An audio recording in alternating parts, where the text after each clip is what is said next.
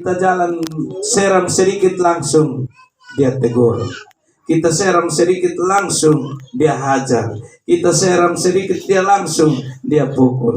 Langsung dia meluruskan kita. Maka firman Tuhan menjamin bahwa kita akan mendapatkan kehidupan. Kehidupan yang kekal yang Allah sediakan. Maka itu Tuhan bilang kepada murid-murid yang selalu ikut Tuhan, dia bilang, kalau begitu carilah kerajaan surga dan kebenarannya, semuanya akan ditambahkan. Karena semuanya bangsa-bangsa cari. Kalau untuk masalah harta kekayaan semua orang bisa cari, tetapi dia bilang kepada murid-murid, cari dahulu kerajaan surga dan kebenarannya, maka semuanya akan ditambahkan. Usaha, semua yang kita inginkan. Dia bilang, yang kamu perlukan itu Bapa di surga tahu. Mungkin karena saya sakit atau pergumulan saya yang memang rahasia, tapi Bapa di surga, dia mengetahui segala pergumulanmu. Jika jalan yang sempit, apa yang saudara dan saya harus buat? Matius pasal 7 ayat yang ke-7 dia bilang, minta maka akan diberi kepadamu, cari maka kamu akan mendapat, ketuklah maka pintu akan dibukakan bagimu. Cari dahulu kerajaan surga. Tadi dia bilang, Tuhan Yesus bilang kepada murid-murid, carilah dahulu kerajaan surga. Setelah cari, ketuk pintu hati Tuhan dan minta, maka dia akan memberi kepadamu.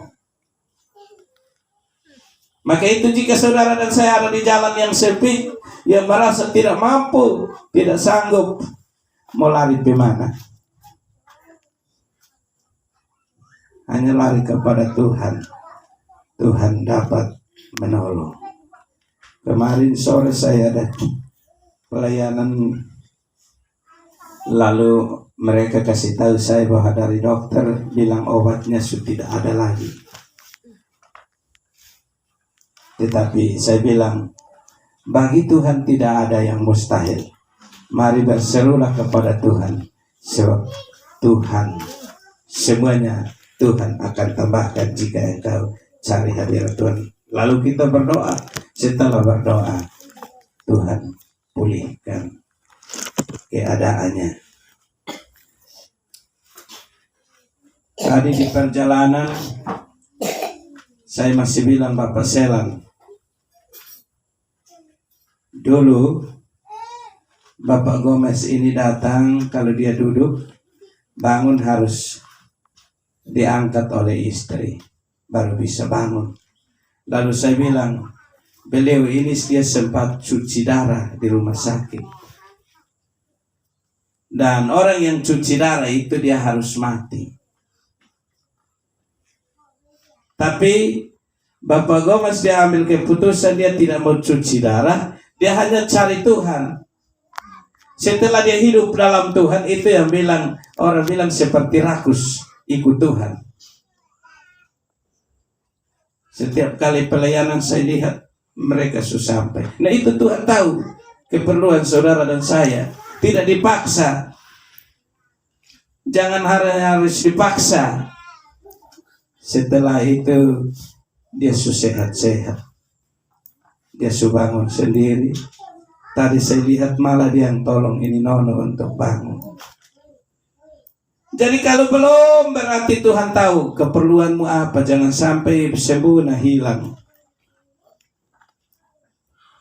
Sembunyi tidak mau ikut Tuhan. Tuhan bilang kepada murid-murid yang selalu ikut Tuhan, cari dahulu kerajaan Allah dan kebenarannya. Nah, kerajaan Allah kita tidak bisa langsung, tetapi lewat kebenaran. Ini contoh kerajaan surga di sana. Nah, di sana hanya dia bilang terdapat pujian dan penyembahan. Memuji, menyembah Tuhan.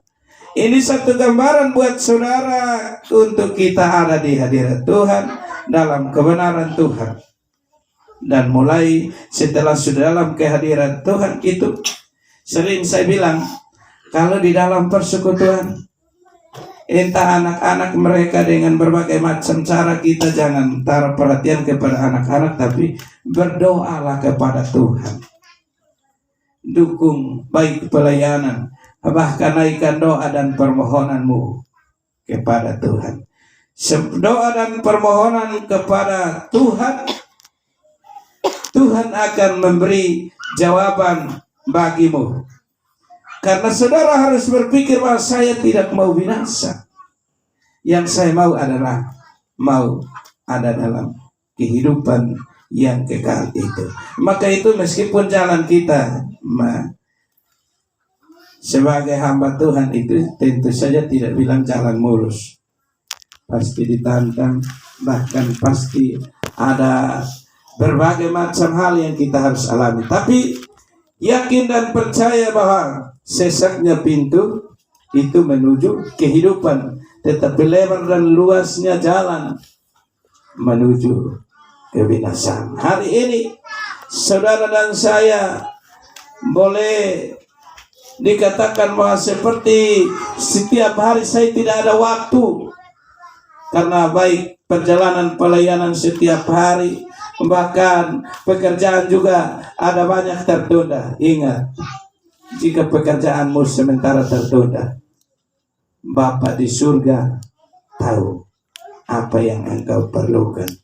Jika hari ini engkau ada di tempat ini, engkau cari Tuhan, engkau mengetuk pintu hati Tuhan, Bapa di surga, Dia mengetahui keperluan saudara dan saya. Bapa di surga, Dia mengetahui keperluan Bapak, Ibu, dan saya. Karena itu pasal 7 ayat yang ke-8 dia bilang begini, setiap orang yang meminta menerima, dan setiap orang yang mencari mendapat, dan setiap orang yang mengetuk baginya pintu dibukakan.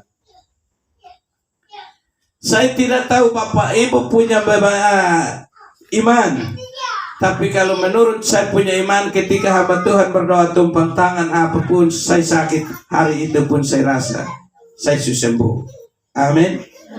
Saya punya pergumulan, misalkan pergumulan yang saya doakan lewat hamba Tuhan, dan setelah doa saya yakin saya sudah terima.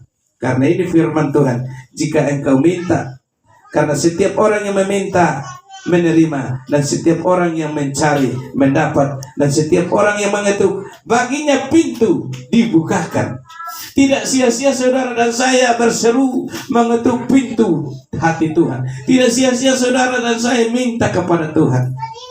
Mungkin hari ini, besok belum, tapi nanti akan terjawab tahun depan atau minggu depan, baru engkau sadar ternyata pernah saya berdoa minta hal ini dan Tuhan lakukan. Ternyata saya pernah doa minta supaya saya, misalkan contoh, saya dengan saya istri sama melayani, dan ternyata perjalanan jauh sekali, baru kemudian istri saya bisa menyerahkan diri untuk melayani Tuhan.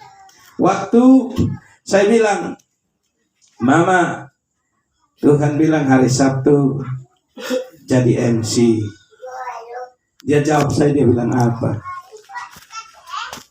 Kalau kasih saya ini komputer saya bisa, tapi mau kasih saya untuk saya menyanyi, mau MC, itu Bapak keliru. Saya diam-diam, saya berdoa. Lama kelamaan terbukti bahwa yang saya minta Tuhan. Tapi tunggu waktu. Waktu bukan ini hari saya minta langsung terima. Waktunya agak lama. Itu contoh yang paling saya rasakan. Dan segala macam yang saya sudah minta kepada Tuhan, saya yakin saya pasti terima. Karena itu setiap yang saya berseru, saya minta kepada Tuhan, Firman Tuhan dalam Injil Matius pasal 6 ini dia menjawab, Bapa di surga, dia mengetahui segala keperluanmu. Malam ini, sore hari ini, tadi saya renungkan hujan-hujan, semua ada basah, semua kalau mau bilang pasti ada yang ucap, ini kita setengah mati. Karena tadi di atas otak ada suara yang bilang sama saya, kita setengah mati.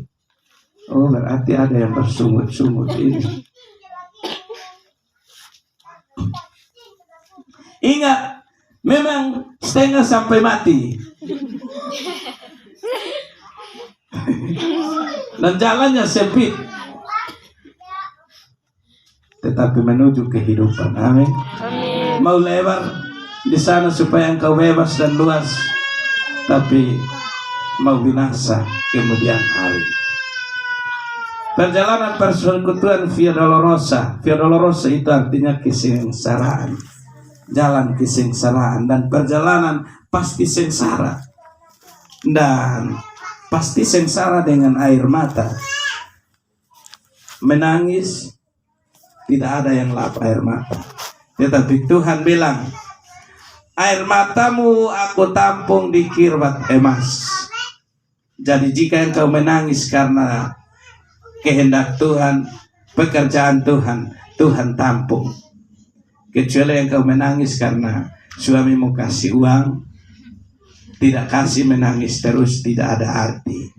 Tetapi jika engkau menangis kepada Tuhan, engkau mengenangkan hati Tuhan, dia bilang,